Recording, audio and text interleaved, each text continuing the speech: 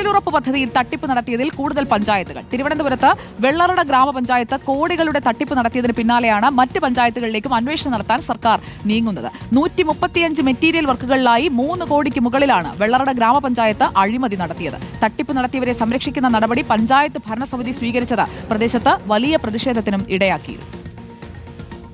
ഗുരുതരമായ ക്രമക്കേട് 135 നിർമ്മാണ പ്രവൃത്തികളിലാണ് ഈ പദ്ധതിയുടെ മറവിൽ ചെയ്തിട്ടുള്ളത്.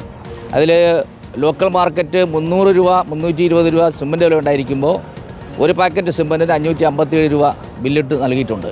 അതുപോലെ തന്നെ പാറക്കോറി ചല്ലി ഉപയോഗിക്കുന്നതിന് പകരം പാറ വേസ്റ്റ് നിർത്തിയിട്ടിരിക്കുന്ന പാറക്കോറികളിലെ വേസ്റ്റ് ഡംപ് ചെയ്തിരിക്കുന്ന വേസ്റ്റ് കൊണ്ടുപോയി നിർമ്മാണ പ്രവൃത്തികൾ അനധികൃതമായി ഉപയോഗിച്ച് അരുൺ സോളമൻ നമുക്കൊപ്പം ചേരുകയാണ്. Good evening Arun Solomon. ചെറുതല്ല തട്ടിപ്പെന്ന് വ്യക്തമാവുകയാണ്. തൊഴിലുറപ്പ് പദ്ധതിയാണ്. അതിൽ ഈ വെള്ളറട പഞ്ചായത്തിന് പുറമെ മറ്റ് പഞ്ചായത്തുകളിലേക്കും ഈ രീതിയിൽ അഴിമതി നടന്നിട്ടുണ്ടോ എന്ന ഒരു പരിശോധനയിലേക്ക് സർക്കാർ പോകുന്നത് കൃത്യമായ വിവരങ്ങളുടെ അടിസ്ഥാനത്തിലായിരിക്കില്ലേ?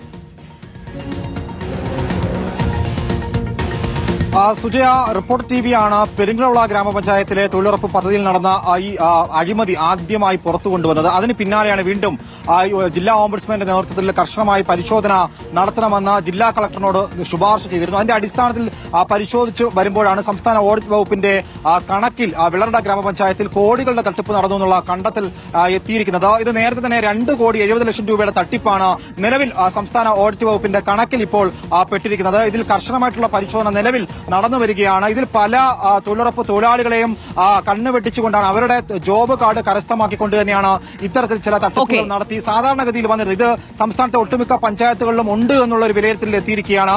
നിലവിൽ ഇന്നും ഹിയറിംഗ് നടന്നിട്ടുണ്ട്. ഇനിയും വരും ദിവസങ്ങളിൽ ഇതിന്റെ പരിശോധനയ്ക്ക് വിധേയമാക്കാൻ 3 കോടിക്ക് മുകളിൽ തട്ടിപ്പ് നടന്നിട്ടുണ്ടെന്നുള്ള ഒരു വിലയിരുത്തലാണ് സർക്കാർ. അപ്പോൾ തട്ടിപ്പ് നടത്തിയവരെയൊക്കെ നമുക്ക് തുറന്നു കാട്ടാം. അരുൺ സോളമൻ, നമ്മുടെ അന്വേഷണ യാത്രയും തുടരട്ടെ. അങ്ങനെയാണ്.